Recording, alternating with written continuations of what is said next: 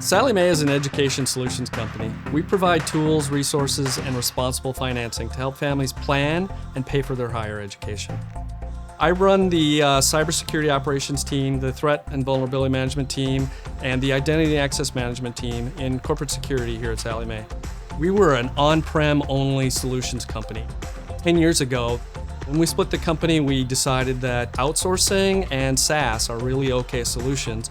In that time frame, we've had to convince our regulators that moving to the cloud 100% on our infrastructure side and to the cloud SaaS applications, that we're doing that securely and protecting our customer data.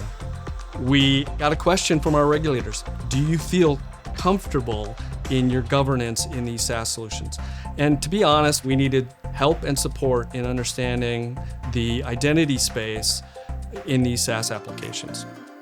Our first implementation of Veza was over Snowflake, where our corporate data is located along with third-party access, and it was not fully managed in our identity and access management team. One of the first significant gaps that we identified is when we transitioned from the on-prem enterprise data warehouse to this, we sent over all of the accounts that were in the old solution. So we started focusing on dormant accounts for current or active employees. They may have logged in, but they hadn't logged in the last 90 days. So we started taking a look at those users first, and after that we started looking at similarly for non-human identities.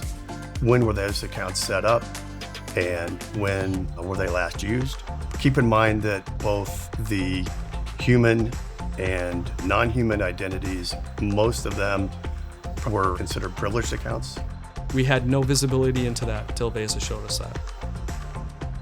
When we first started, we were in the several hundred range, and now we're down to 0.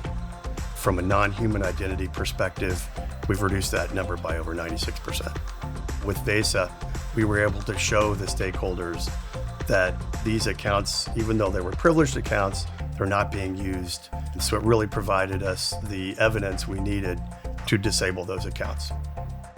In the Zero Trust framework, one of the key components is having visibility and understanding identities and access. What Veza provides is access and visibility into these SaaS solutions that we didn't have previously.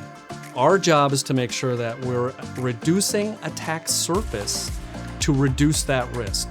And one of the ways to reduce attack surface is to manage and control and limit, according to least privileges and segregation of duty, people's access and their identities.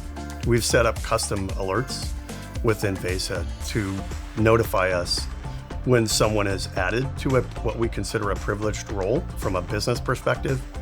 Having a solution in place today that provides that visibility has given us assurances in our communications back with our regulators. Now that we're comfortable, they're comfortable. Less access translates to less risk, which means a more secure identity environment.